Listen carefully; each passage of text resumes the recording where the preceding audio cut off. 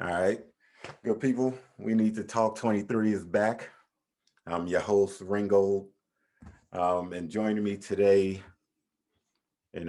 for when people see this or hear this, I say my longtime good friend T. Good Absolutely. morning. Good morning, T. How are you, Good sir? morning.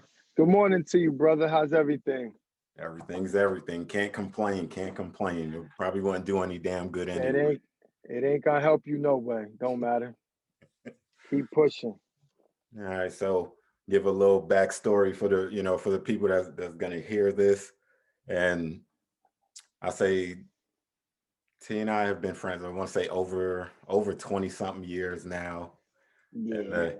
and the funniest thing is, and I think me and you talked about this before, the way that we met was the craziest shit you ever hear. So I had a disagreement with another friend of ours that used to that used to live on 32nd with us. Had a little Hmm. altercation in school. On the way home from school, me and T, I didn't really know you back then. Right. I think the only person I really knew was Thomas. He'll hear this and get a good kick out of this. But I think Thomas knew all of us. I knew Thomas, but I knew Uh-huh. Thomas and Ray, but I didn't really know you. So on the Hmm. way home from school, everybody trying to figure out, like, well, who the hell is this?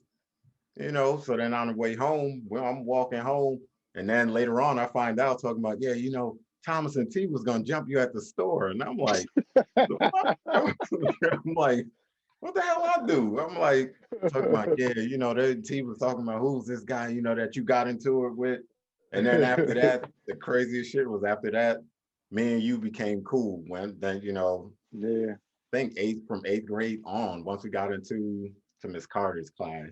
Yeah. I want to say it started maybe that summer between seventh and eighth. It Yeah, probably started in that summer, but then after that, it's like you've been one of my best friends, my closest friends since seventh grade. What year was that? Like 90, 90, 92, 93, 93. yeah, like probably like 93, probably about that, about 93. Yeah, So 90, absolutely. 93 to now. And, Yeah, just to let almost 30. everybody, Well, that's almost 30 years then. yeah, Almost 30, a couple more years. That's we crazy. coming up on 30 years. Make us That's sound old crazy. as hell. But Exactly. the crazy, and what's so crazy about it too is that when people talk about loyalty and all this other Mm-hmm. shit, it's never been a wavering thing for me or for you. Because Mm-hmm. we're gonna get into the interview, everybody, but I just gotta let y'all know how far back we go and how deep this shit is. So Right. it's so funny. When I moved down to DC, I never forget the phone call. Had a Mm-hmm. little altercation or argument with some dude down here. So I called T up and I'm like, yo, said, this nigga down, this dude down here tripping, acting stupid, blah, blah, blah. All the first words out of your mouth was, yo, you need me to come down there? I was like, well, shit. And Uh, you know what? For the people listening, I'm not a thug, man. I don't, like, it's, for somebody that don't know me, they probably gonna hear it like, damn, this nigga, oh, boy, this guy always try to get into it with somebody. I ain't like that, man. It's just, if you my people, I'm with you 100%. If you right or you wrong, I'm with you. If you wrong, after we get into it and we get back by ourselves, I'll tell you, hey, man, you wrong. You get what I'm saying? So, we gonna talk through it and then be like, because like I said, for everything, and like I said, I hate using this term, but outside of my family, because you are my family, 30 years in, your right, family, right. no matter what. But outside Hmm. of my family, I think you are the only person that could tell me, hey, you fucked up, or you was wrong there. Whether it's with my wife or some other shit before I got married, you one of the only people Right. that can tell me, hey, that wasn't it. You shouldn't have did that. Yeah. And I can't Right. get mad. Even if I get mad, it's a little kid tantrum, walk away pouting, then come back like, Yeah. you right, you right. Yeah. Because it's coming from a genuine place. It's not like, I'm just saying you're wrong just to say you're wrong. If you my man, Ringo, if you wrong, I'm not gonna say it in front of everybody, but when it's just me and you talking, bro, you wrong. Like you Yeah. wrong, you wrong, right? And You know what I'm saying? that's what we need. That's the type of loyalty, friendship, brotherhood, all that Yeah. that I need and everything. Sorry, so no, we can march back down memory lane a little later on. All right, bet. Yeah. This sit here and the whole interview would be just about us. Yeah, and I grown are coming up. So yeah, yeah. Go ahead. Lots of fun on 32nd. Yeah, absolutely, boy. But all right, Definitely. so for the people that don't know you, if I were to ask you, who is T? Give the people a description of who you are, where you were raised and born and everything, just so they Right, can get a feel for you outside of me saying it. right. Well, born 1980 in the Alabama projects. Me and my older brother, he's 4 years older than me. Single mother, raising two little knuckleheads, you know, coming up in the projects or whatever. I mean, she kept us out of harm's way, but we still in the projects. You get what I'm Mhm. saying? So unfortunately, she died when I was 8, and we moved to 32nd where my grandmother had a house. So we moved in with my grandmother and her husband when I was 8 or whatever. And later on I met you and everybody else over here. But my grandmother, she raised us from 8 until till she moved down south. She waited for me to graduate from high school. And she moved, she gave me the option that, hey, I'm about to go down south. You can come with me. You can stay up here. You can find you a place up here. She gave me a couple dollars to give me a head start. And Mhm. not nothing crazy, but she left me a few dollars. And but pretty much she raised me and my brother, and we came up under her. And I just feel like she did such a phenomenal job to be a grandmother who done raised her kids already Mhm. to bring, now, once her kids are grown, now she's starting all over. When once your kids get grown, you probably think like, okay, I done raised my kids, I'm good now. But Mhm. she started all over, and then luckily her husband, he accepted us as well. You know what I'm saying? Because we ain't weren't his biological grandkids, and Mhm. he accepted us in, with open arms, and they raised us. And I think, growing up over here, it kind of shaped me. And it sounds crazy to say that, my mother dying was probably a blessing in disguise. You get what I'm saying? Like, Yeah. Yeah. because it got us out of the projects before we became teenagers. Mhm. Teenagers, that's when you get off the porch, you starting to figure out what everything is or whatever. So I got out of there before I became a teenager Mhm. and, raised by my grandmother, whatever. But and then, I met y'all, everybody over here. But, just a nice, cool, humble dude, man. That's all I am, man. A humble guy, loyal. If I love you, I love you to death. I'll Yes. do anything for you. You feel me? And that's how I am. No, I mean that's good. That's nowadays. I think the word loyalty is just thrown around, and Too love. loosely. Everybody Yeah. get all of the definitions of words all mixed up. Talking about love you. These dudes out here now, they love everybody in this moment, and then next Right. week they stabbing the dude in the back. It's on Instagram. It's on Twitter. It's all over the place with a whole bunch of Right. nonsense. But Hmm. I would say I know you were young, you were 8, but as far as you can remember that transition from your mother passing to you and Big Black going to live with your grandmother, for what you can remember, how was that transition going from that into living with your grandmother? It was a little tough, for an 8-year old. When you're 8, you don't really have friends. You only got your immediate family, and Mhm. that's it. So of course, my mom passing, but my father, to rewind back to him, he wasn't really around. You get what I'm saying? Yeah. Like he I blame him, not blame him. I thank him Mhm. for kind of helping me mold me to the person I am because he was the perfect example of what I did not want to be. Yeah. The perfect example. I'm not gonna be that. But yeah, it was a little tough, because now you switching schools, you meeting new people, whole new school system. Now I don't know I don't remember exactly how long I was out of school, but and my mom died like the end of December, like right at the end of the year or whatever. And you're already on break, Yeah. but we still got it. We got to do the funeral and all this other stuff, and it was rough, bro. Like you don't know nobody in your new school. When you get home, you 8, you still want your mother. You're Mhm. 8 years old. You get what I'm saying? Like you're starting to grow up, but you still want your mother. But I think it was a little it was tough, but my grandmother was so like involved in my life. She made it easy for me. You Hmm. get what I'm saying? Like I can see how some kids might lose a parent and they just straight go the other way. Yeah. Because if they don't have somebody to step in and fill that void, it's gonna be rough. It's gonna be rough. Cause again, I didn't have a father, now I lost my mother.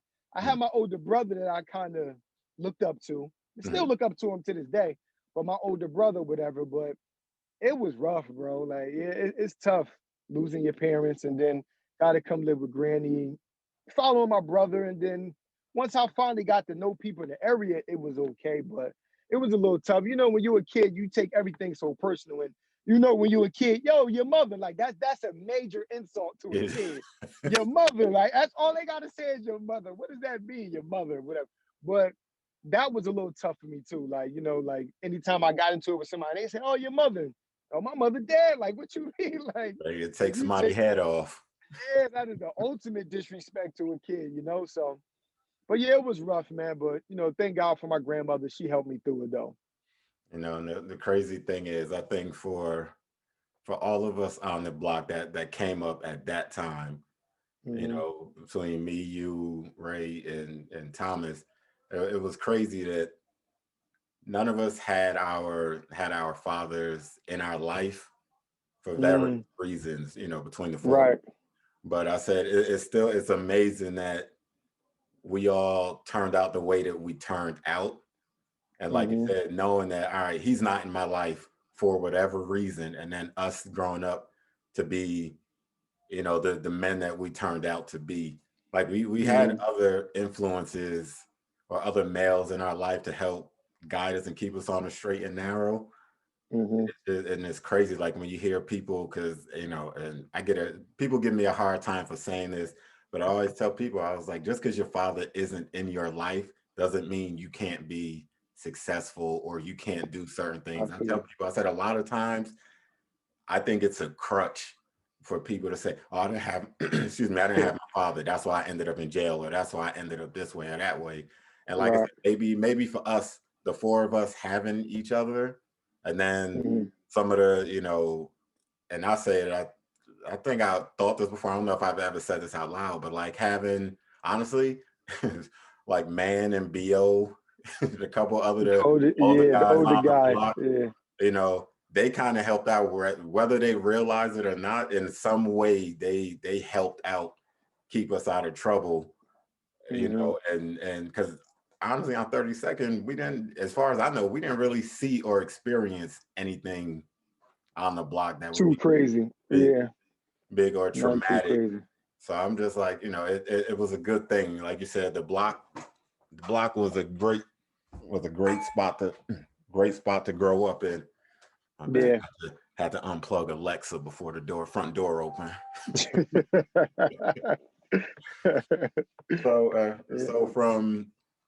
so from there, going, you know, into high school, like I know it's a is it well for at least for me, I can speak for me, and then you tell me what you think. I don't think like people always go, oh, the transition from, you know, eighth grade or middle school going into high school is always a rough one. Now, our Hmm. freshman year, we didn't go to school together because I went to Patterson PC. Catholic to play Yeah. basketball, and then Hmm. you all, well, you and Ray went, no, you went to East Side. Thomas Yeah. Ray went to Thomas went and to Tech. Tech. Yeah. So how was that transition for you? Because your brother was at Don He's Bosco, right? Nah, he was by the time he got kicked out of Don Bosco his sophomore year, I think. Okay. So by the time I got into high school, he was a senior. My freshman year, he was a senior. So, you know, when you young, you so silly. And I had a conversation with Devin about this the other day, right? So the transition, you know, from eighth grade to high school, you know, they give you the papers in eighth grade. Hey, fill these papers out. This is for tech or whatever, right? Hmm. So, because I went to Eastside, you went to PC, Thomas and Ray went to Tech. So Devin went to Eastside too. But I remember getting them papers, right? And I put them in my desk and I was like, I don't want to go to Tech. I don't want to go to now. Tech is a better school than Eastside, hands down. Now, this was done on my behalf, but you know I'm in the 8th grade. So my logic was, well, take it out of school that day. They not getting home until 4 o'clock. Eastside kids is getting home at 3 o'clock. I don't want to get home at 4 o'clock. And then on the flip side, my brother was already in Eastside. So again, I look up to my brother. I want to go to Eastside because my brother's there, whatever. So the transition for me from 8th grade to high school wasn't too bad because again, I had my brother.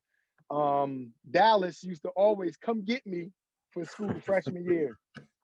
So Dallas, he'd come here, knock on the back door, whatever, and me and him would walk to school together all the time. So that's how all the principals and teachers got to know me from hanging with him because he was already there for a year, and you know he was a somebody already. So everybody got to know me, but it was pretty smooth. I mean, it was a little lonely kind of in the beginning because you know you don't know nobody, and now you go from going to school with the kids from your side of town to you got kids from everywhere, like all parts of Patterson. You know Yeah. what I'm saying? In school with you now, whatever. So in the beginning, it was a little tough, but once I got comfortable, I was fine. It wasn't too bad. And then eventually, we all ended up in East Yeah. Side. All of us ended up in East Side. Every single one It of was us. bound to happen because the crazy thing was I was one of those people. I got the paperwork. I filled out the paperwork. I ended For up, tech, yeah, I filled out the okay. paperwork for tech, and man, I was always pissed at tech because my thing was I got into Don Bosco, I got into PC. Tech was the Yeah. only one that told me no. I'm like, how the fuck? I'm like, how you gonna tell me no? I never Yo, tech. understood. I never understood why, but I was just like, Uh, maybe it wasn't meant for me to go there. And like you said, right. we all ended up at East Side in the end anyway. All So of us. Yep. it was crazy. But Mm-hmm. all right, so through high school, everything going good. Well, everything was going the way the way it could go. You It know, wasn't bad. It was all right. It was all right. yeah, no, it wasn't bad at all. Yeah, it was all right. I understand when people say high school is the best time of your life sometimes. Yeah. Never went to college and stayed on campus, nothing like that. So I Nah. can't speak for that shit. But Yeah. I can tell you, high school had some great times after high school, but high school was a ball all 4 years. Definitely. Definitely, boy. Yo, So and you know what? I don't know if real quick, I don't know mhm, if I'm in that era. I don't know if you was about to move on, but in that era, I don't know if you understand how your house kept us out of trouble. Like man, your house kept us out of trouble because one, you know, June accepted us in her house. Like, you know, it would be 7, 8 of us in your house chilling. Like right now, if my son come in the house with 7, 8 kids, what is y'all doing, bro? Get out. Like, yeah. oh, y'all ain't about to be chilling in my house or whatever. But your mother, and then on top of it being 7, 8 of us, your little brother, God bless him or whatever, Mhm. your little brother, wait, you lost me? Oh, No, no, there I yeah, go. I got you. Yeah, your little brother even had his friends. You know what I mean? Mhm. So it was like it would be a bunch of us at your house. You had the court, your house was the hangout, but your house kept us out of trouble because it kept us out the streets if you wanted. You know what I mean? It Yeah. kept all of us in one place. It wasn't no trouble at your house because June wasn't having that shit neither. So so it wasn't really nothing crazy going on at. I mean, we snuck and did a little BS at your house, but Yeah. it was nothing crazy where we're gonna go to jail or we're hurting other people. You know what I mean? So your house was kind of a safe haven for Mhm. all of us. You get what I'm saying? Because it saved us from going out in the streets and doing other things. No, it was crazy because when I got older, I asked my mother, I was like, you never got sick of us being there? I said, because we were Had to, sun up to sun down. That's right had to. there. We on the porch, we in the basement, sneaking girls in, all this other crazy Uh-huh. shit. Playing basketball, making a Playing bunch of basketball noise. all day. And my mother's Yeah. thing was, she was like, you know what? She said, I would rather have all of y'all here safe where I know y'all are versus having Mhm. y'all roaming the streets and shit. Yeah. Because it's the cool thing for us at least was back then, Patterson wasn't what it is now. Oh, my bad. Because if you think about it, back then we used to walk every damn where. If, Yes. if we go to basketball games at school 9, School you know, 30, if it was a high party at school game. what Fifth Ave projects, we used to walk to Fifth Ave. At Yeah. all times of night, and no, we didn't have to worry about nothing. And Yeah. so, but that was my mother's thing. It was like, y'all here. I know y'all sneaking girls in, all this type of shit. But she was just like, I know y'all safe. I don't have to worry about somebody father coming home trying to kill y'all because y'all in the house with their Yes. daughter. She wasn't Yeah. approving of what we were doing, but she said, Right. I know y'all safe if all of y'all at my house.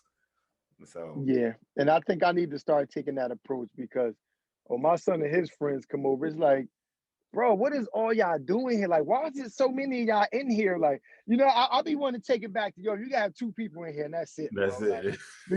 because you think about it now, the kid in there, they eating your snacks, they dirty in your house up, they making a whole bunch of noise.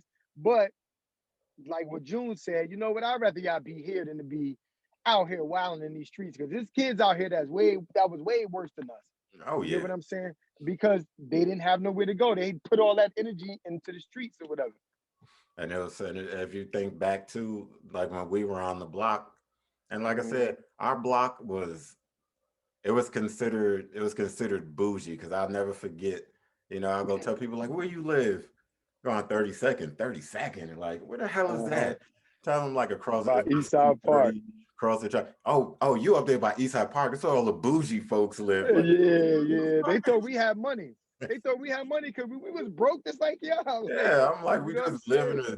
a decent area. And then even when Right people used there. to come to the block, they go, damn, this all y'all do? And we never, told people Yeah. what we did or anything like that. But it's just like, Hmm. oh, y'all saying this all we do. I'm like, y'all don't know about the girls running in and out the the basement, all that type shit.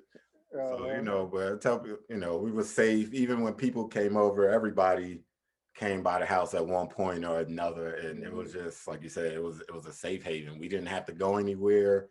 necessarily. Every once in a while we had to venture out, you Right. know, We had everything we needed right here. right here on the Everything we block. needed right here. Yeah, we ain't have to go there. We got a little hangout. Our hangout was inside the house. It was not no corner. It wasn't none of that. Our hangout was inside the house.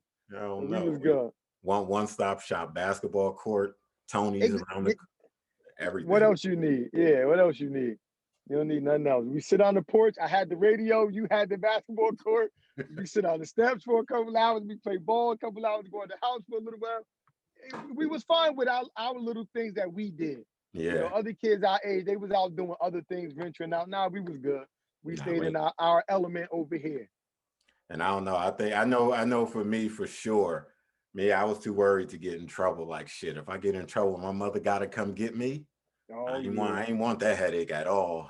Yeah, I was half scared of your mother myself. She wasn't even my mother, but I was half scared of her too. You know what I'm saying? And then even my grandmother. Oh Nah, I yeah, can't go in the Granny house with didn't my play grandma. either. Nah, Granny ain't play that, man. Like you think you gonna get in some trouble and come home to Granny house? Nah, Nah, she nah. ain't playing that. She ain't playing that at all. All right, so then after high school, Mhm. what was your plan after high school, or did you have a plan after high school? Yeah. So the sucky part is my thing was just graduate and get a job. Hmm. That's what pretty much the way I was. The majority of us was raised to get a job. You Yeah. get what I'm saying? So that's what my plan was. Okay, one, get out of high school and then go get a job and then just live life like that. So I really had no plan whatsoever Hmm. or whatever. But so when I got out of that, well, first of all, I don't know if you remember, I didn't graduate on time.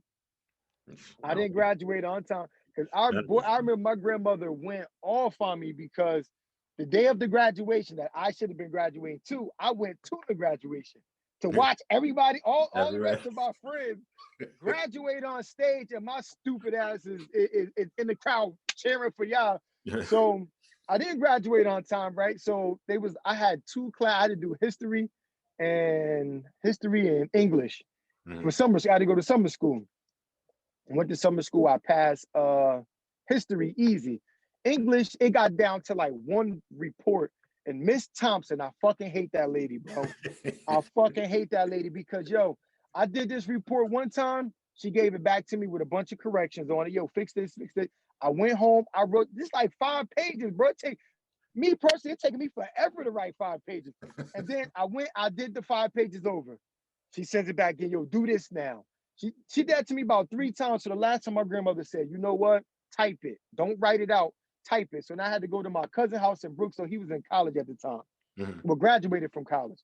And he was the only person I knew had a computer. Like niggas didn't have computers like that back then. So I went to his house. It took me, bro, it took me forever because I never typed. I never had to type in class, no nothing. It Mhm. took me forever to type up that thing. He did majority of it for me, like, yo, watch out. Then he'd go knock out a bunch of it.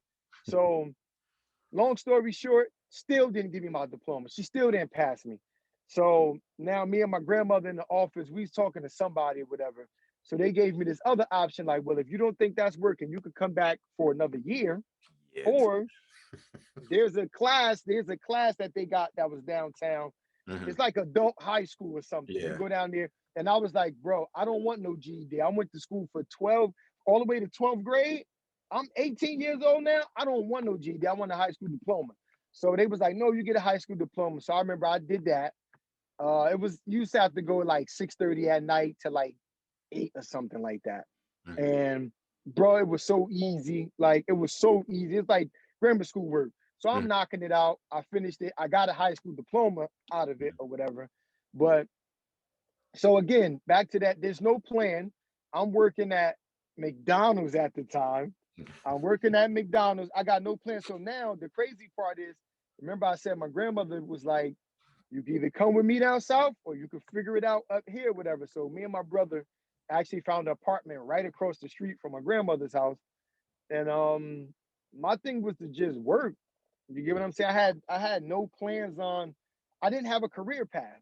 It's like Okay. I'm just out here to be a worker bee and that's it. Mhm. And I thought that was the way to be until, I got a little older and then I don't want to work for nobody no more. And then I started venturing off into other things or whatever, but Mhm.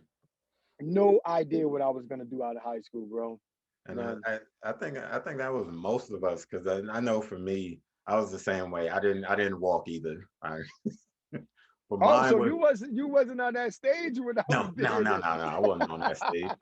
That's because, but mine was my dumb ass fault. Because I got uh, pissed at my science teacher. I can't remember his name now. But the mhm. thing was, I only had, I think my senior year, I think I had five, maybe six classes. If I think six at the most. I So I think would you go. had 6, I had 7, because you're partially the reason I did graduate on Oh, time. yeah, every time, yo, I'm Because about to leave. yeah, every time y'all leaving that 6th period, I'm not staying here for another period. Go home with y'all. And that was my history class. That's why I do summer school history. But I still. But go ahead, though. Go ahead. No, I was gonna say, so what I kept doing was I'm just like, I go to class and I had some females in the class that I was cool with. So I would just get notes from them. I'm like, yo, Okay. I ain't coming to class. I would only go to class to take like the The test. midterms and the finals. Hmm. Other than that, I wasn't Yep. going to class. I'm like, for what? I'm like, I'm getting the notes. And what the teacher did was I was legit getting the notes from the girls in the class, and I would go back, I'll show up, take the test, and I would pass the test. So the end of the year, he was like, I'm not gonna pass you. I was like, but I got all good grades. He was like, yeah, but I don't know if you're cheating. And then he pulled it up, and this would blow my Wow. mind. He showed me the paper, and I'll never forget it. He was like, "You missed my class 165 days." I was just like, "Oh shit!" this, Wow. he He was couldn't like, pass you. He couldn't. "Yeah, yeah." He was like, He "There's no couldn't. way I could pass you. You missed my class 165 days." He's like, "I understand you passed the test." He was like, "But you could have been copying off somebody."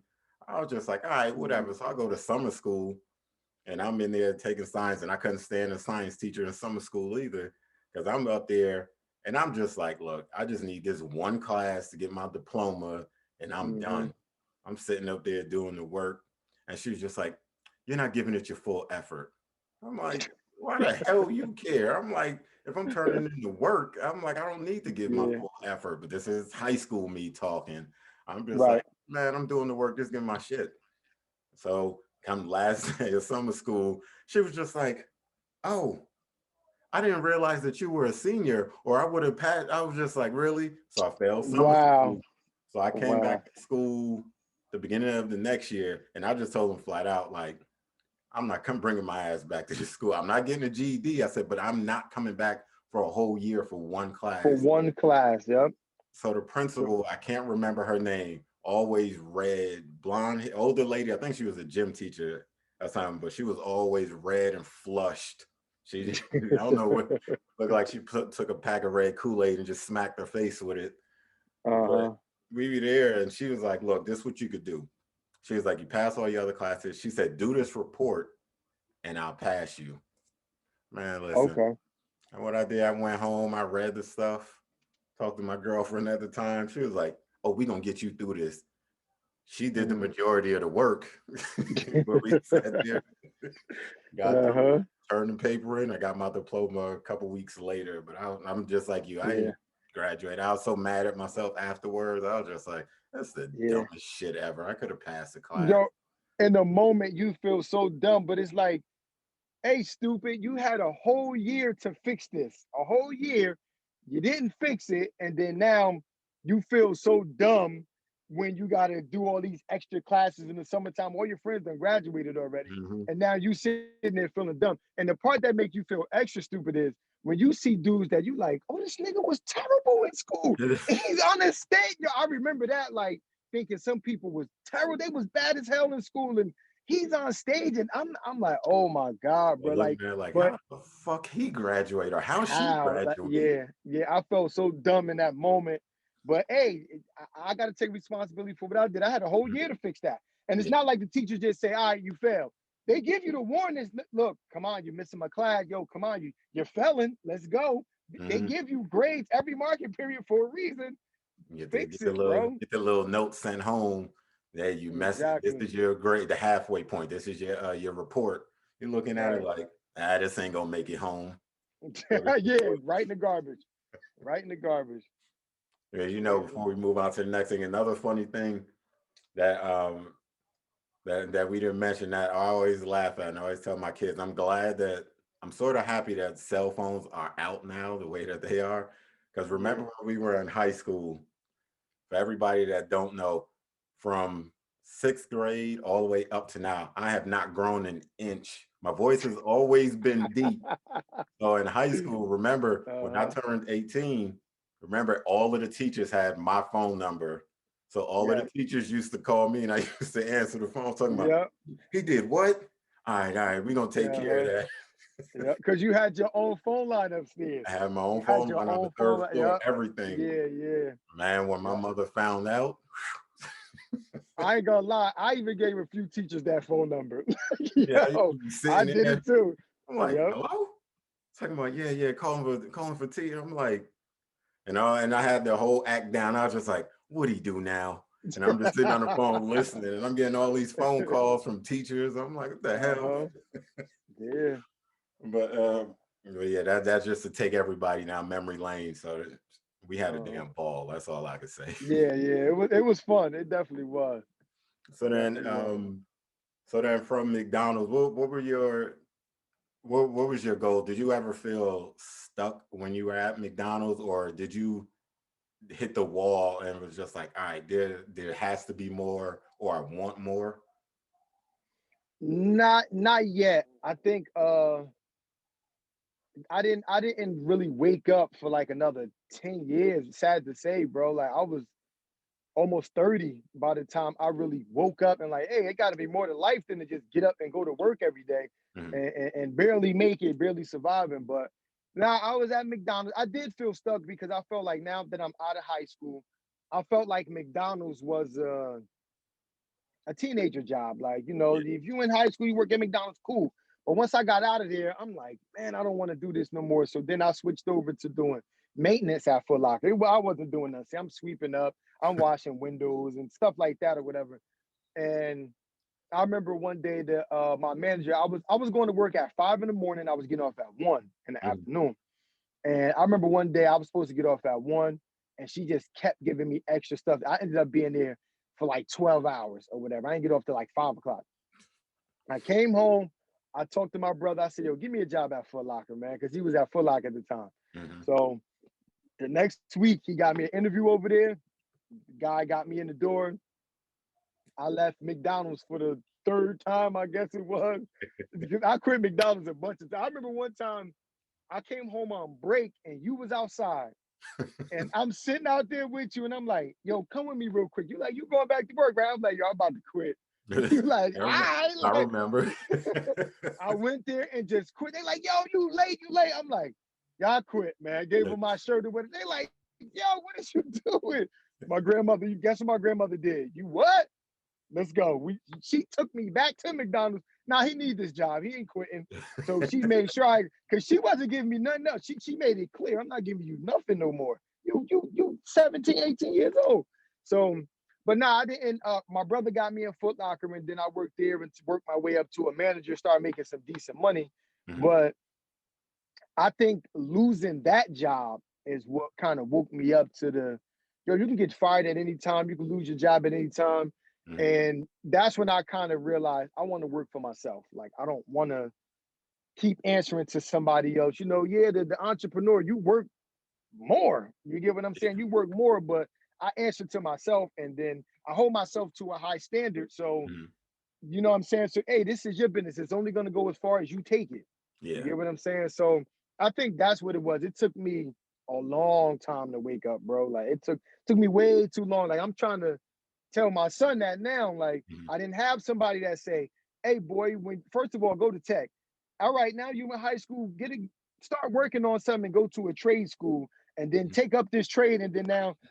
If you took up home improvement, you would have been making a killing out here right now. Oh hell. Everybody's doing household. You would have made a killing. So, I just try to stay on him now to Mhm. give him the guidance that nobody never gave me, because again, my grandmother and step grandfather they were workers. Yeah. So that they tell you, hey, get a job, get a job. And then we didn't have nobody around us to really be like, hey man, don't get no job. Like, figure something out. Work. You Yeah. gotta survive. But hey man, try this or try that or whatever. And we never had nobody around to do that for us. So I just want to cut the time shorter for him to wake up and Yeah. realize what he want to do with himself, opposed to you almost 30 years old and you trying to figure it out now.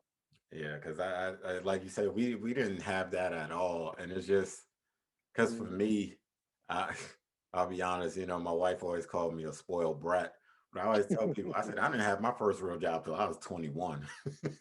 Yeah, It's not yeah. that, like I said, my mother did the best that she could and everything. So I never really Hmm. wanted for anything. So between my mother and Right, my grandmother, and I had my uncles and stuff around, but between my mother and my right. grandmother, I never wanted for anything. So it was just like, all right, cool. And I never thought about, you know what, maybe I should start a business doing this or doing that. Because even when we took DECA, it Yeah, was never about entrepreneurial shit. It was always get a job, get your hmm. get your sheet signed, whatever, bring it back for a grade. So it was never Right, anything like, all right, go do this, let's talk about a business plan, this and that. It was always, nah, right. go work at IHOP, go work for this person, go work for that person, get your Yep. paycheck and be happy. You got a job. And that's all they ever taught us. I think the closest we ever came to anything talk about sort of working for yourself was at School 20 when we had shop with Mr. It was Right. Mr. Mr. Porter. Portis, yeah. Yeah, Mr. Porter's, we in shop class. Oh damn, I am handy. I could build this little corner shelf, this little spice rack, Yep. or whatever. Yeah. That little spice rack that everybody built. Yeah. Yeah, exactly. That's the closest Uh, entrepreneurial shit that we ever heard, but that was what, right. sixth, seventh grade or That's like whatever. sixth grade. Yeah, seventh grade. So we never got that. So so fast forward, and so now that you realize, after everything happened with Foot Locker, what Hmm. was did you have an idea of what you wanted to do doing your own business, or was it just trial by error? I'm gonna try this and see what happened.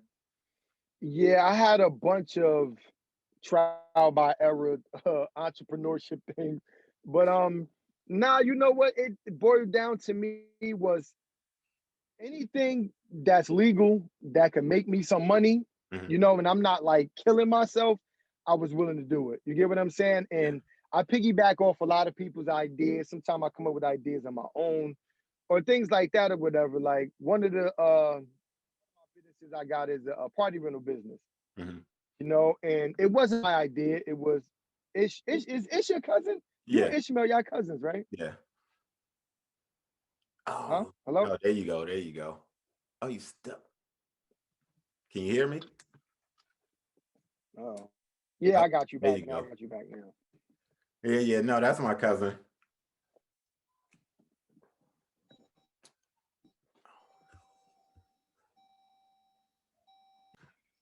All right, go ahead. Sorry about that. I had a All right, little cool. technical difficulty. All right, there you go. Yeah, but Ishmael, is you and Ish cousins? Yeah, that's my cousin. Okay, okay. So, just hanging out one day, and Ishmael used to be out here and he started talking about this party rental business and blah blah blah. We all out, it's about 5 or 6 of us. We ignoring him. Hmm. We ain't paying him no attention. Another weekend comes. He's talking about it again. Another week. I said, you know what? I said, yo, Ish, what do you see in this? Like, what is it that you see? Just because I don't see it don't mean it's not a lucrative idea. You get what I'm saying? So he broke it down to me. And I'm like, that dude sound like something, bro. So me and him, we started coming up with, oh, maybe we could buy this, we could rent it, we could buy this, we could do this and that. So he came across this photo booth, and we went all the way to Connecticut. We went to see the thing and worked on it or whatever. So we like, yeah, that's pretty cool or whatever. So that was his idea. You get what I'm saying? And I piggybacked off of his idea, but and it's working for us. You get what I'm saying? Like that photo, I never knew people like pictures this much in my life. I never knew that. But I guess it's because I'm not big on a whole bunch of pictures, but people love it. So it works. So, we done bought photo booths, chairs, tables, popcorn machines, little kid tables and chairs, whole bunch of stuff. You get what I'm saying? So that was one of the things. And it was, I piggybacked off of him. So it wasn't my idea, Hmm. but it's not like I'm doing crazy hard labor work. You Yeah. know what I mean? The pay from it is decent. You only did at parties 3-4 hours. It's Hmm. not bad. You can walk away with a few hundred in your pocket. It's better than a part-time job. You Yeah, get what yeah. I'm saying? And way less hours. And it's better than a part-time job. You get what I'm saying? Mm. So it's just I didn't know exactly what I wanted to do. Like I said, I tried we had the clothes, Mhm. Yeah. that was kind of, and that we kind of fell into that. We were just doing clothes for ourselves and people liked it. So Mhm. then all of a sudden now we selling clothes like crazy. So I had the clothes. I was trying to open up my own clothing store. That fell through. That didn't work. Mhm. Then we had the party rental, and then I got the the beverage route, and it was something else I tried that didn't work too. But trial and error, man. Like you trying to see if things gonna work, and some things do work, some things don't work. You get what I'm saying? Luckily, I fell into the beverages and the party rental business because that works for me. Oh, Mhm. I was doing Lyft for a little while. Now that wasn't like a career path. I was Yeah. just doing it for extra money. You get what I'm saying? Mhm. I did Lyft. One thing people don't understand about Lyft, if you do Lyft now, it's not a career. It's not like a. I wouldn't suggest anybody do it as a full-time job. No. But bro, hey Ringo, I used to get up 6 o'clock in the morning. I would go to Newark because Newark is way busier than over here. Yeah. I would go to Newark. I would turn my little app on. I would drive from 6 to 9. I'm only doing 3 hours. I Mhm. would do that Monday through Friday, and I was bringing home between 300 and 400 a week. Not bad. I'm not doing it. This when I wasn't working at all. It's Mhm. not bad. You get what I'm saying? Yeah. It's something that you got some income coming in. You get what I'm saying? And I saved the majority of that money, and I got it to a decent amount at some point. You Mhm. get what I'm saying? Now I'm not suggesting nobody take that as a career path. No. You get what I'm saying? If that's the case, figure something out and get your own taxi company or something. I don't know. You know what I'm saying? Do your research and figure that out. But it's a lot of things. People can't complain it ain't no work out here, bro. It's a lot of things you could be out here doing. A I, lot. And they even got DoorDash and Grubhub now. I think what it is that, and I don't. I'll just speak for Patterson. Like I said, I don't come home that often. Right. I haven't been. Mhm. Like I said, if I'm coming back, it's like I said last time I was home. I think it was for Sharif's wedding. Okay. Mm. Yeah, yeah, Sharif wedding. That's the last time I was home. Other than Mm. that, I don't come back. I don't come up there because it's changed so much. But I think a lot Yeah. of what people, especially in Patterson, and like I said, it's not to knock Patterson or anything because it's the same everywhere. But because I know Patterson and I grew up in Patterson, I can speak Right. to that. I think a lot of people just looking for a quick way out, and Yes. this is why I wanted to do this. I'm doing a coming home series with you, and then I have Fred. I'm doing one with him this Hmm. afternoon but the reason I want to do it is to show people there are other ways out. Yes, there's a X amount of work involved in it. Like you said, especially when you're Hmm. working for yourself. Yes, you're Yeah. working for hours and stuff, but you don't Hmm. answer to nobody but yourself. You know what I mean? Yes. What you put into it is what you're going to get out of it. And I think Hmm. a lot of people, whether it's DC, Virginia, Maryland, Patterson, whatever, I think a lot of people just look at it and say, okay, they see, they see Fetty Wap, they see Hmm. Tim, they see Victor Cruz, and they think, oh, well, I could just do this. Well, they don't realize that not everybody makes it to that level. No. And it's a certain amount of work that has to go in it. I'm sure it's X amount of things that Fetty Wap missed, trying perfecting his craft and what he does. I'm sure it's a lot of shit that Tim missed, and it's a lot of shit that Victor missed, doing what they had to do. And I think that's what a lot of Right. people don't get. Is a lot of work that goes into doing what you want to do. And like you said, there's so many things out there that can be done for people to pick up. And Hmm. I think where a lot of kids, even I say young adults, make the mistake is that they think they have to come up with something brand new. Ain't a damn thing in this Nah. world that you're gonna come up with that's brand new. You just have Not to a. find find something old, bring the shit back, and just try and put your own spin on it and make Yeah. it work. Because even like you Hmm. said with the party rental stuff, people have been doing party rental stuff forever. Forever. it's Forever. just it's just a Forever. matter of your business, your ish business sense and doing X, Y, and Z. Because the Hmm. funniest shit is when I first moved down here to the DC area, we were throwing a party for my wife, and I was like, damn, we inviting, let's say 40 people. And they talking about, sorry, I'm having trouble hearing you. I wasn't talking to you. But but yeah, so we do throwing a party for my wife, and I'm just like, damn, we need chairs. We only got like 10 chairs. I'm Googling it. They're talking about I rent chairs. I'm like, the fuck? Who just rents chairs? I'm just Bro, like, it's money in it, Ringo. it's It's the money in full it. business, and that's what I'm Yes. saying. That's what the kids need to, anybody. I'm not gonna just say kids because I want Mhm. just adults, people our age are still trying to find their way into Right, whatever. right. But what they need to understand is, like I said, there's so many opportunities out there. Like I said, some of it, yes, it takes some money. Some of it, yeah. Want y'all to Hmm. hear this, it takes money to do some of these things. It doesn't take, you don't Hmm. need $1 million to do everything. Because you think about Right, it, you start with a rental company, whether you renting out, chairs, tables, start with the chairs. The chairs might be cheaper. You right. buy Hmm. 10 chairs, rent it out to a group, whatever. All right, you get paid. Hmm. Don't take that damn money. Go buy no fucking Jordans, no sneakers, no Back in the business. Put it flip right it. back in the business. Flip Yep. it. You got if you got to treat it, like I said, whoever hears this don't like this part of it. I don't really care. You got to treat it Hmm. like the street game. You take it, you flip it, Absolutely. just flip the Yeah, shit. That's all you do. You take absolutely. that money. All right, cool. I made $200. Out of that 200, if you want to keep something for yourself, keep 50 for yourself. Put that 150 back in. Buy 10 more chairs or whatever the case, Yep. and Hmm. go that route.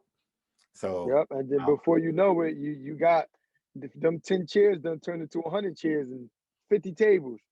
You know what I And mean? like Now you you said, catering big events. You get what I'm saying? So yeah, man. Like you said, it does take money.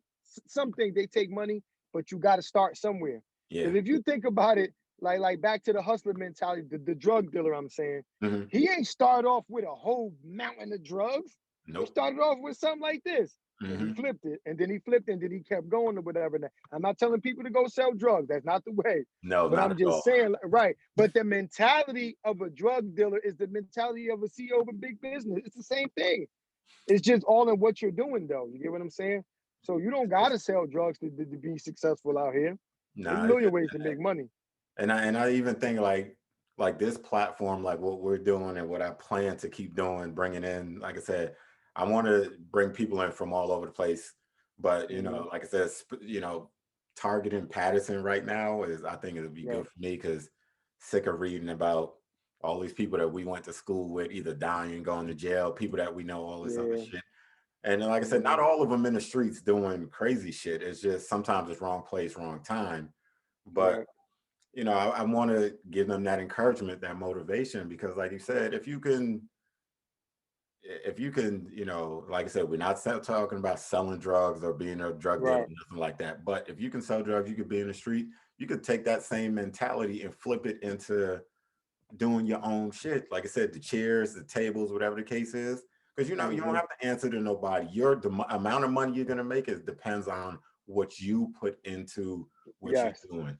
If you Absolutely. rather go to a party than set up for this event, Mm-hmm. you know what I mean? That's totally on you. But then you got to know you cutting into your profit, because at the end of the Yeah. day, you could do 3, 4 parties in a weekend. Sometimes you got to pass up that party, Yeah.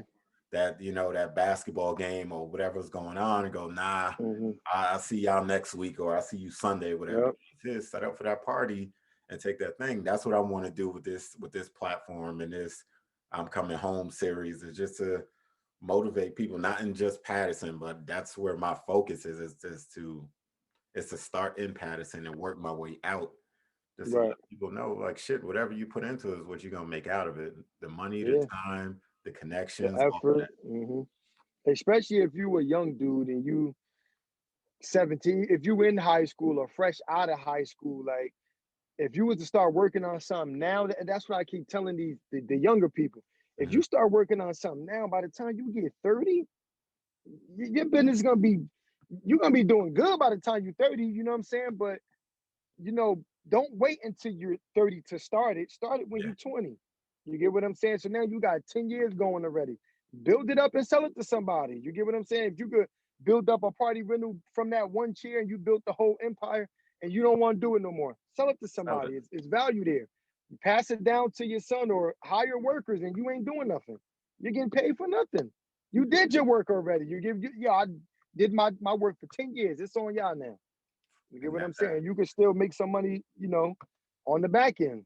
and I think that's what a lot of the kids miss. They think that and 50 is just the first one that came to mind, but they think like 50 that he made all his millions rapping and all of that.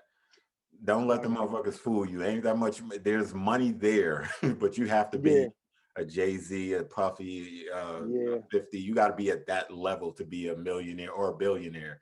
But Mm-hmm. the way that, for example, this isn't the only way he did it, but like the vitamin water thing, he bought Yeah. into vitamin water, Mm-hmm. sold his share of it. That's how he Yeah. made that amount, that money. So, like you said, Yeah. take it and don't stress yourself out when you get to a point where you either tired of it, like, man, I'm tired of doing these 12-hour shifts. Like you said, get your kids involved. Pass it on. Mm-hmm. You could look at somebody, Mm-hmm. you could talk to people. Hey, look, I'm trying Mm-hmm. to sell this. You sell them the chairs, you sell them your I hate sounding old. I was about to say your Rolodex. You sell them your sell them all your contacts and shit. You put that in the package. Yes. Sell them the contacts as part of the package. Don't give them that shit for free, because that's Right, where right, all your right. It's money part came of the from. package. Yeah. Yeah, you make Right. that part of the package. You sell them that, and then they could look at it and go, "All right, cool. Now you got money to go start something else." Because Mm-hmm. instead of sticking just to that, your brain, is gonna flip into something else. Kind of like you said, you Yes. tried so many different things that when you got to this now, like I said, it wasn't your idea, but still, Mm-hmm. it was something else after the close. It's just like, all right, Mm-hmm. now I got this. But to go back to that, the little bit of money I made from these, little things that wasn't really working for me, Hmm.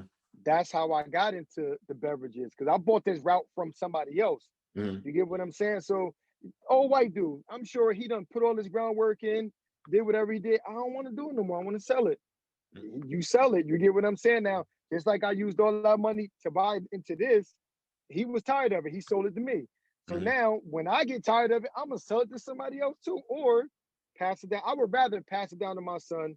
But Yeah, if this ain't what he want to do, that's fine. You get what I'm saying? Do what you want to do, but he don't got to worry about trying to go out here and get a job. I want to teach him to be an entrepreneur.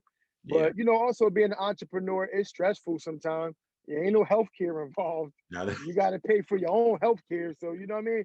So, it's just I just want to get him a head start, but it's not easy, people. It's just the dedication.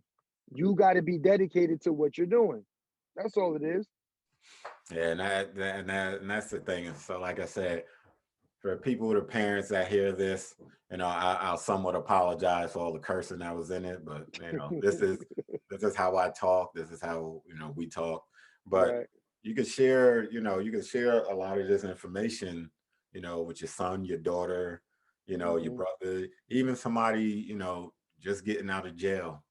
Don't Yeah. think that, what I mean, that you can't do something because, oh, I just got out of jail. They're not gonna, man, you gotta shoot your shot. You gotta take that Yeah. chance and step out and say, you know what?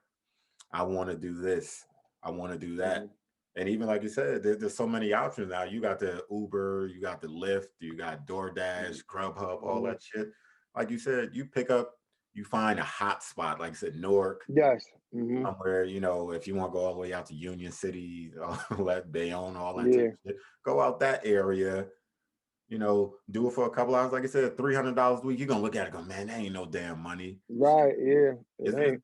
better than sitting on your mother, your sister, your brother couch or whatever, and them Yeah. looking at you every day in disgust. Like you gonna do something with yourself. What a loser, right? Yeah. You doing something, bro. You know what I mean? You do Doing something, something. you take that money, you flip it into something positive. Don't flip it into anything illegal. Negative. Yeah. Flip it into, like I said, buy those 1-2 chairs. And like I said, all it takes is you being personable. And that's crazy coming from me because I know my personable skills suck sometimes. But you know what I mean? It just take you getting those tables, chairs, Hmm. microphones, whatever it is, you get something, you just got to find something that people need, use that to your Yes. advantage. And like I said, one chair turned into five, five turned into 10, and you just keep going that way. All right, so Well, to the for the young people that might hit us, or for the parents that might want to, talk to their young kids, I think this is just what I think. Deliveries nowadays, right? mhm, Deliveries. Everybody is lazy. Everybody want to sit at home on their phone. They want to do something and they want shit to fall on their doorstep. yep, You get what I'm saying? So that's how your Grub Hubs then came along and Door Dashes and things like that because everybody wants to sit at home and do nothing. So I'm sure UPS will give you a nice little job. yeah, FedEx will give you the post office. You get what I'm saying? And then even this Christmas season, I sent my brother a package. My brother lives in Philadelphia. It's 2 hours and 15 minutes from here. I sent him a package the week before Christmas. He still didn't get it. It's January 16th. Bro, I sent this package on like the 18th of December. He still didn't get that package yet. So all types of deliveries. Everybody want to sit at home and be lazy. mhm, So take that knowledge, young people, and all right, well, let me get into some type of delivery, doing something. Maybe learn how to drive trucks. You mhm, get what I'm saying? And do that or whatever. People will hire you. You get a job somewhere making good money driving trucks. You take that money, you save enough, you go buy your own truck. You can finance it. yeah, Start your own LLC. I need this truck, but I'm gonna finance it. You start driving it. Then after you driving it for a couple years, you buy another truck. You hire somebody else to help you do stuff. And now again, you started that at 20 years old. By the time you 30, you you have a got whole some money fleet. coming in. You got a whole fleet of Got a whole trucks fleet or of trucks. cars by then. Because Yeah, I even if think, go ahead. no, I was gonna say even if you get like some sprinters or some vans or something, it Mhm, don't matter. Just get the ball rolling. You get what I'm saying? And then by the time you get 30, you could probably sit back and you can still work at 30. You still got a lot of work left in you, but you can have so many people working for you. You can be making a decent amount of money. You on vacation 2-3 months out the year. You on vacation with your family somewhere.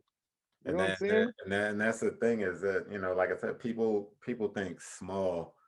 And like I Mhm. said, and it's just to show people, and I don't remember his last name. He from Patterson. I know I played basketball with him. When Mhm. when that's all we used to do was play basketball. But I think his name is Darius. And he has I want to say a delivery company or something. And I always see That him post, huh? Darius that went to PC. I think so, light skin. Light skin dude. Yeah, yeah, Yeah, he yeah, do. yeah, He yeah. do. Darius. Yeah, yeah, he do. That, He that do. that's what he does. You know what I mean? And I Hmm. see him posting all the time, like, hey, look, I got a X amount of routes available, whatever the case is. So, Yeah. like I said, all Hmm. it takes is, like I said, people, it's not that hard. It may seem hard at first, Hmm. but once you get going, because You don't have to, step out of your box right into a 15-foot truck. You start out Right. in the car. Mm-hmm. You take whatever packages you could fit in your car, you start Mm-hmm. delivering them. Yes, it's gonna be Mm-hmm. tiresome because you're gonna be tired of being in that car. But like I said, you're working your way up to doing Yes. your own shit versus waiting on a phone call or waiting for somebody to send you something. Because even like you said, with Lyft and Uber and all of that, that's just cool when everything is popping, when the calls coming in back to back. But there's some Mm-hmm. down times where you're gonna be Oh yeah. sitting there and you Sitting just there like, doing nothing. I've been out because I did Uber for a little while, and there's some days where I made $200 in a day, and it's not even Yeah. like that, and it's not even 3-4 hours because my goal was $150. I'm like, I'm making $150. I'm done for the day. I might do Yeah. two fares from when I was living in Virginia, from Virginia to DC. That's about $80-$90 right there. Yeah. So I Yeah. do like 2-3 trips, do a trip to DC, a trip back. I ain't 160, 170. I'm done for the day. And that's all I wanted to do. I'm like, I wasn't out there Uh-huh. trying to, like I said, make it a full-time thing. But Right. if you're doing the deliveries and stuff, like I said, it all depends on, what you do, who you sign up with, whether it's FedEx, UPS, Mm-hmm. um, even Amazon. You could be a Yeah. subcontractor for them delivering the packages. Because like I said, you sent your brother that package on the 18th. This is the 16th, and Still ain't get it. because they're so overwhelmed. Everybody, Mm-hmm. Amazon making a killing. you Yo, don't Amazon is crazy, bro. People Amazon don't is want to be out. crazy. People don't want to be out in the streets, so they Mm-hmm. ordering everything. Yeah. But so my next question is there so what is something that you want to do that and if you don't want to share it, you don't have to say, because I know you want to keep shit quiet until it's ready to Yeah. pop. But is there something that you, or better, here goes a better question. Is there something that you saw somebody else do that you were thinking about doing but passed on, as far as Mm. your own business? Nah, not really. I don't think I seen somebody else doing something and thought, nah, I don't think so. I don't think Okay. so. Nah. So is there let me see. What's your end game? What do you want to be your I guess your final thing? I know you said you want to leave like the beverage company or something, the beverage stuff Mhm. to your son or whatever. Is it your goal to take it as far as you can, or is there something else that you working on in the background? You don't have to say what it is if it is, but is there Mhm. something else where you're using a beverage company to get to something else? Now I'll say this. I'll share it because if it's meant for me to be, it's gonna be. But by me putting it, I'm one of the people I don't believe just because I put it out there. It's not like somebody's gonna beat me to it. I'm not worried about that or whatever. Because if you Mhm. can, by all means, do so. But as far as the beverage route, my plan is to build that up a little more. So now, because I'm only working 3 days a week on the beverage route, Okay. and I make decent money just for 3 days. You get what I'm saying? Mhm. And I'm only working 8 hours a day. One of my days is shorter than the other because I'm local. Mhm. But so my goal with that is to build it enough to maybe I'm doing 4 days a week. Okay. Like a Thursday to Friday, and then maybe hire other people to start doing stuff. I've learned from this dude that I bought the route from. You get what I'm Okay. saying? So what I'm thinking is build it a little more, hire somebody to do the deliveries for me. So now I'm not doing nothing. I'm just Gotcha. telling you, yo, here's your list of the stores you got to go to today. Go ahead. They're gonna do the work for me, and I'm making a profit from it or whatever. Mhm. But that's my goal for that. But as far as the party rental business, me and Ish, we always have conversations about how we can better it. And we came up with, we're gonna use the party rental business to go into something else. And that's another thing I told you that I tried to do that I didn't do. Real estate. Yeah. Real Yeah. estate. Now me, and I don't know if you know White Mike. I think you was gone by the time he started coming around. I think White I dude. think I know who you're talking about. Yeah. So rewind all the way back. I'm sorry. Me, White Mike, and his lady was going to start trying to buy houses, flip them, fix them up sometimes. Sometimes it depends on, because all the properties are different. So they call Yeah. for different things.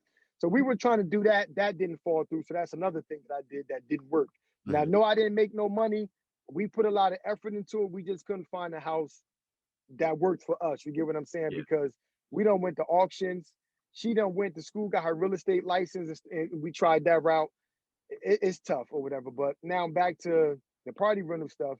Our goal now is to build the party rentals enough to we got enough money coming in. We're gonna buy a property with it. We're Okay. gonna try to buy a property somewhere where maybe we could Airbnb it. Okay. Hopefully if shit get back to normal, and people going places. But worst case, if you can't Airbnb it, rent it out to people or something. Yeah. So you can have some money coming in, and then that builds equity. So maybe we'll buy a house here and then maybe Airbnb it or rent it out to people, whatever comes, you know what I'm saying? And Mhm. then we're gonna make money from that. And then from there, we want to keep going with it. You get what I'm saying? So Yeah. we're using the party rental as a stepping stone to get to something else. Yeah. You know what I'm saying? So that's the plan. That's the plan, at least. I tried the real estate thing. It's hard, bro. Oh It's yeah. hard. And these Jewish people is buying everything. It- Because it- I'll share a quick story with you.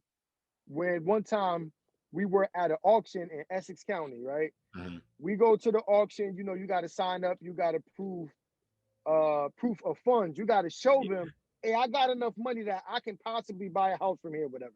So Mhm. okay, they give you a long list of a whole bunch of houses that people don't foreclose on. And when we were in this room, I'm black, white Mike, his wife is black, she's black. It was all right. Let's put it this way: if it was 70 people in this room, Mhm. this is real estate. Everybody's buying houses. 70 people in this room. I want to say it was 5 black people, maybe 5 to 10 Spanish people, and the rest was Jewish. And every house that came up there, now Farah, my wife, she done did her homework on, okay, this is the max we could pay for these properties Mhm. before it kills us, and then we're gonna lose, right? So okay, so we sitting there, and these houses that are foreclosed are selling for $70,000 more than we can afford. You get what I'm saying? So, and it's the Jewish people, they're buying everything, they're outbidding everybody. So when we're leaving, it was a black girl, she was in there with her kid, and she was like, yo, I always see y'all here, like, what are you guys doing with, like, what's the plan? So she wholesales houses, she buy houses from there, Okay. and then she got a list of people she'll call and, hey, I got this property, and she'll make 10 grand, 5 grand, 20, whatever she make off the house. So, we exchange information. She's like, if I ever come across something, I'll let you know. She said, but this is the problem with coming to these auctions. She was like, I don't know how much money you guys have, but you're in the room with people who got 2, 3, 4, 5, $10 million. Yeah. You can't compete with them. So Mhm. they're paying way over what the property, the value of the property is, but they're gonna take that house, they're gonna sell it for more than what they paid for it. Yep. And so they can put up 500,000 to make 20,000. You get what Mhm. I'm saying? Yeah. We're nowhere near 500,000. So to just make 20,000, now 20,000 is a lot, but you need 500,000 to make that 20. We don't got that. You get what I'm saying? So that's what she was saying to us. With these Jewish people, they got millions, so they Mhm. could buy these houses, and then only thing they're doing, Ringo, they're buying them. They're not doing nothing to them. They putting a for sale sign in front of it, and they're making 20, 30, 40, whatever amount of $1,000 that they're making. But that's what our plan is, to buy some property. We're using the party rental as a stepping stone to buy property, so we can get into real estate. Yeah. So that's the end game for the party rental side. The beverage side, I want to have somebody doing it for me. And then, Mhm. I can still now, even if I sell that to somebody, not sell it to them, but hire somebody to do the work for me, give him a percentage. And then now I got a couple dollars coming in from there. Mhm. I can still go out and do more stuff.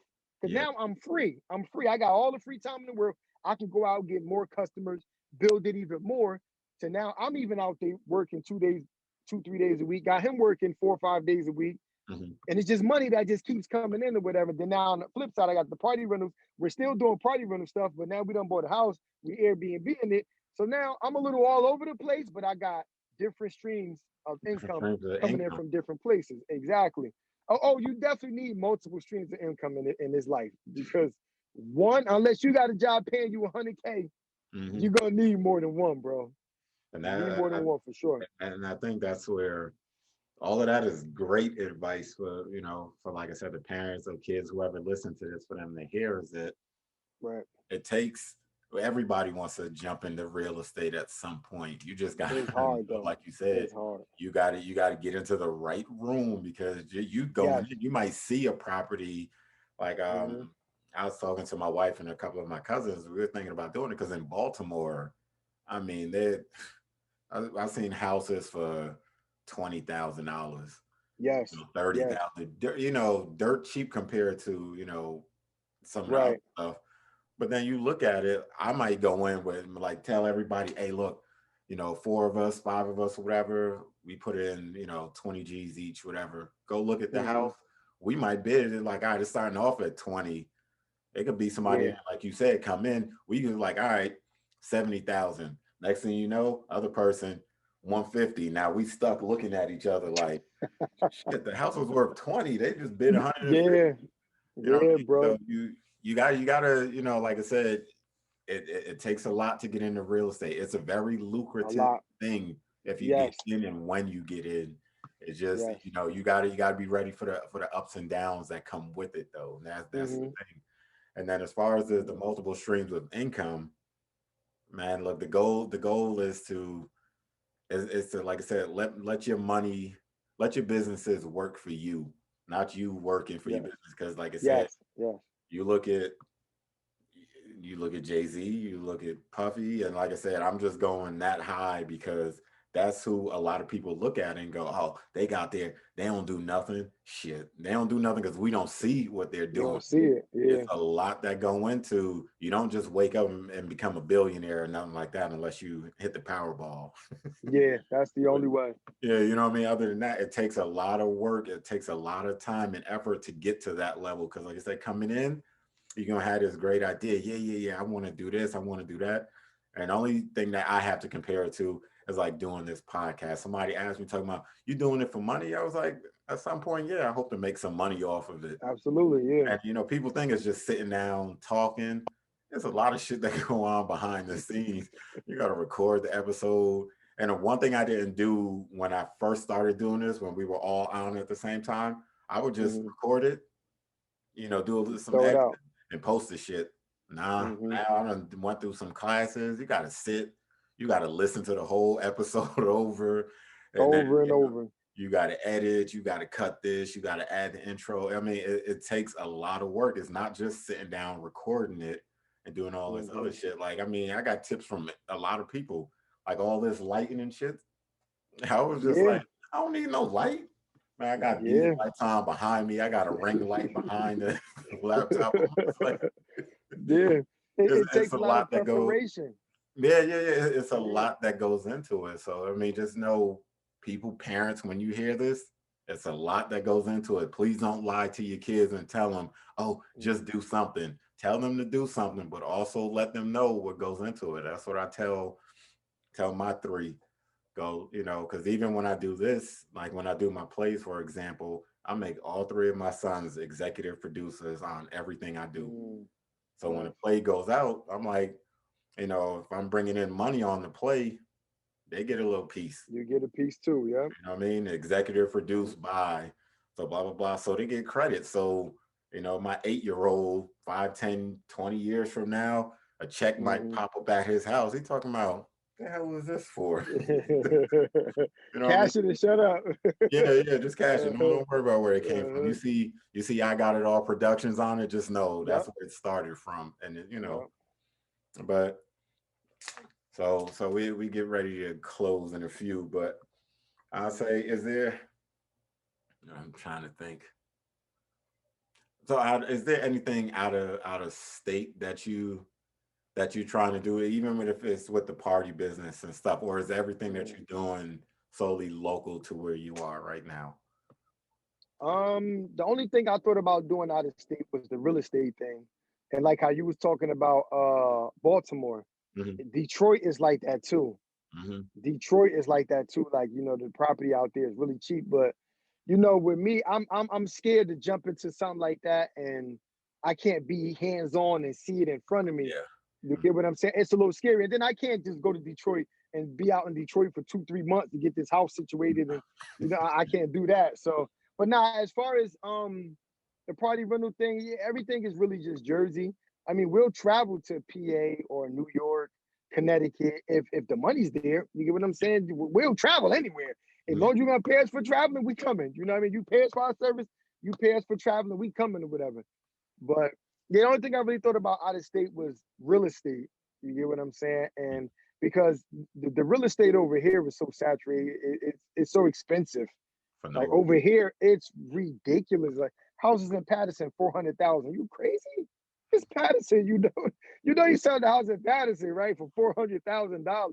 But nah, that's the only thing I ever thought about the state was like real estate, though.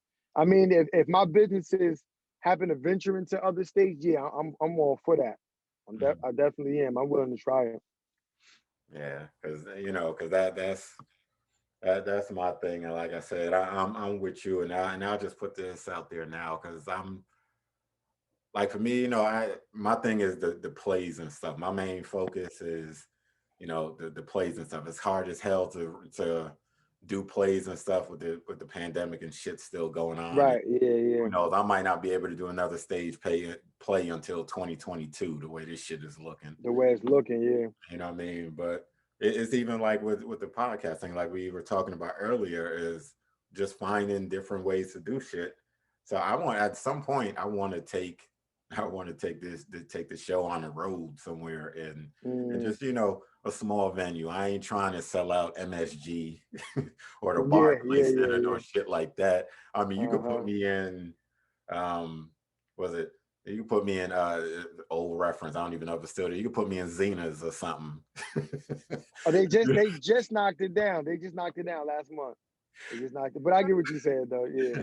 You know what I mean? You can put me in a small venue like that. Like I said, 10, 20 people Mm, show up. I'm cool with that. But I just want to right. venture out, just try something else just to, what I mean, just to do something and show people a little something different. Just Yeah. But no. one thing I commend you for, bro. Like you will step into something and you'll do it. You'll say you're gonna do something and then you do it. And then a lot of people are out here. And there's a lot of people that got a million ideas in their head, but they never do nothing about it. It's just an idea, and that's Mhm, all it is now. Like with you, I saw. I watch you go from the book to being a basketball coach. You get what I'm saying? The uh-huh. podcast, and I'm sure you did something else. I can't think of it right now, but it was the book. What was after the book? The plays, the plays The is play, yeah, being you were mad. just talking about the plays, but the plays, you get what I'm saying now? Look all different things you're doing, and the thing is, you're taking your ideas and you're doing something with them. Hmm. A lot of people, yo, if you got an idea, try it. Dude said that's the only difference between you and somebody else. You got to try it. You get what I'm saying? Don't be scared to try it. And if it don't work, so what? You tried. At least you can say you tried. You know what I'm saying? Like everything ain't gonna work. Again, I'm on my fifth, sixth venture. You know what I mean? So Hmm. whatever, like but you'll find some eventually that will work for you, and then just stick to it and make it better. Yeah, You get what I'm saying? Just stick to it and make it better. it's the and this is one thing that I'm trying to do, being that this is season 2 of We Need to Talk 23, which Mhm. I'm gonna say in every episode so people get sick of hearing it. This shit was never intended to be a podcast. It was just a It way to turned out that way. check in on y'all after the whole George Yeah, Floyd incident, but it yeah, yeah. snowballed into this. But Hmm. like I said, most of the stuff that I did, it was a lot of it wasn't my idea. It was me talking to different people at different Hmm. stages in life, and it was just like, the book thing. Um, you know, Dr. Avis Jones, the Weaver, she had a seminar that I went to, and they were talking about it. It's like, how many people have manuscripts and things sitting in their desk, and I wrote the book in my phone, and it wasn't Hmm. intended. I wasn't intending to to make it to the New York's bestsellers list. If I do, cool, shit, I'm Cool. great. Yeah. But I did it because I was just like, what, I'm sitting on this. Let me see what it do. Did the book, did good. Made some money off of it. I wasn't expecting Hmm. to make millions, but I did okay. I did good with it. Then Right. the plays, it was something in the church. They asked me to write a play. It was never my intention to be a playwright, but I started it. I Uh-huh. like it. It's a lot of fun. You know what I mean? Hmm. Like I said, then the podcast. So it's just, I'm trying to leave something positive on every episode. So I'll just say, people, get out your own way. You're gonna have enough haters and Yes, naysayers yes, out there. You yes, don't be your own worst enemy. yeah. Let the outside noise motivate you and keep you going. Because if you get in your own way, you'll never get started or you'll never try anything else. And So I would add to that, stop listening to people that ain't got nothing going on. yeah, Because those are the people that's going to shoot you down. Oh, look at this guy. He's trying to write plays. All right, what is he doing? He's doing nothing. You're trying to write plays. How you going to knock somebody for doing something and you're out here doing nothing? yeah. You Because get like what I I'm said, saying? So, yeah, the people that knew us growing up talking about, even now, some people go, "You write plays?" They go, "The fuck is so hard to believe?" I'm like, I go, I've always liked to write. It just, uh-huh.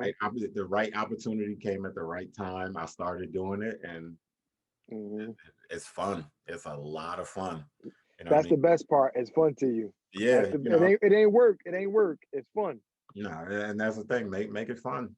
Shit, if Yeah. it's all work all the time, you're never gonna Nah, enjoy the shit. There's never. gonna be times where, where you stress. I mean, there's been times where I'm writing a play and I get stuck for 2, 3 weeks, and I'm just like, oh shit, Yeah. I'm stuck. Brain cramp, and I'm just like, all right, step away from it, do something else for a little bit, then come back to it. Don't try and force everything into one Hmm. session. It's never gonna work that way. Right. But Yeah. what I will say, just as you proud of me, man, I'm proud of you. Like I think I told you in text messages, I told you and Devin before that, doing the shit, seeing what y'all were doing, seeing what y'all are doing and things like that, that shit keeps me going. Cause trust and believe, there's been times where I'm just like, man, fuck these plays, fuck this book. And it's just, it's the frustration of, what I mean? Yeah. Damn, I thought I would be, I thought I'd be on this level or this, at this stage by this point. But I'm like, hey, it's a slow grind. I Yeah. I'll get there. My time is coming where I'll be able to do and say whatever the hell it is I want to do and say. Cause like I said, even now doing the podcast, because of my day job, I can't speak as freely as I want, but Right. know, Right. say what the hell I got to say on here. But Hmm. I will say this, like I said, very, very proud of you and everything Thank that you, you're brother. doing with entrepreneurship and everything. As it was great to have you on here. Like I said, I couldn't do a coming home series and not have Hmm. you on here trying to, drop some nuggets on these people and let them know, look, Patterson got a lot of good shit, a lot of good people. Absolutely. They just need I don't know, the tough love, the kick in the ass, to see and hear somebody that look like you or I. Because the Yeah. funny thing is, I told my wife, I was like, you may, like when we came home before, be driving through the city and just waving at people and shit. And I told him, I said, Hmm. half these people, I honestly don't know. I said, I met most of these people through T and them. I said, nobody don't really know who the hell I am. I said, some of them I know. And I said, some of them Yeah. I met through T and them. I was like, a lot of people Yeah. know T. I was like, they know me because a couple times when I came home, they talking about, oh yeah, yeah, yeah. You used to be with T, or they'll see me on Facebook or Instagram and go, Yeah. you still Uh-huh. cool with T? I go, that ain't going nowhere. I'm like, Yeah. Yeah. Of course. no time soon. But when our time is done, when we expire and everything, I said, even then in Hmm. heaven, we'd be up there cutting up, doing all sorts of crazy shit. But Exactly. you know what I mean? But I tell people, yeah, we still cool. I was like, I don't post a whole bunch of shit. I was like, I barely post my family on social media. So I said, don't Yeah. think because you don't see us, posting pictures every week, like these dudes with the fake love talking about, oh, this is my man. And then 2 weeks later, man, Yeah. fuck Nah. that dude. Yeah. Ain't nothing Yeah. like that. We ain't gonna let 30 years go off of no nonsense. Nonsense. But, Yep. Exactly. but it was great having you on. Like I said, I'm gonna get back to doing our group discussions and shit. But I said for Yeah. 2021, let me start the year off doing some individual, episodes, just so people can see that I can do more than just have a round table with everybody Right. yelling over each other and shit. And so, Yeah. in Okay. closing, I'll say again, 30 second raised us, 30 second made us who we are. I said we lost, some good ones off the block. So I want to give a Yeah. rest in peace shout out to, to my brother Jafar, Big Hmm. Sean, Hmm. Granny, Hmm. Olin, Yeah. Pam, Hmm. Miss Harmon. Wow, being that you put it, wow, I didn't even think about all the people that we lost like that. Yeah. I never put that in perspective. Yeah, you're right, bro. You're Um, right.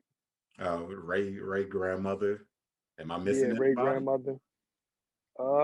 From here, I don't think so. Mm, yeah, I don't think so. I think that's it. Yeah, I think I that's mean, it. and like I said, Mm. and that's just off our part of 30 Oh seconds. wait, That's not- hold on, wait. No, oh yeah, chat. Chet. Yeah, Can't chat. can't I forget forgot Chet. about Chet chat. Chet the Yeah, OG. you can't forget chat. Yeah, yeah, chat too though. Yeah, for sure, chat. Um, And Lisa, um, his girlfriend Lisa. My bad. Chat and Lisa. yeah, Chet and Lisa. Uh-huh.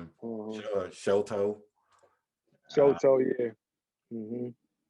and like I said, shit, that's just from our part of 30 seconds. That ain't So one little block. Yeah, that's not even one little running block. from one from 20 Ave all the way down. That's just our part. Yeah. Right. But yeah, Wow. so we'll trust me, we do this again soon. Like I said, I just wanted to show people, you know, that I could be versatile, do a one-on-one. I could do a Hmm. group setting and all of that. So like I said, I'll be back to the Right. group setting and shit soon. I just want to get Hmm. more solo interviews and stuff on, continue doing the, this I'm coming home series. Just like I said, I want motivate the kids, people getting out of jail, Hmm. whatever the case is, back in Patterson and anywhere that hears this, and just let them know. Get your pen and paper out for this episode. Take down these notes. Yeah. Exactly. There's some good shit in here. It's not just all Hmm. us running down memory lane and everything. Although Hmm. our memory lane is shit.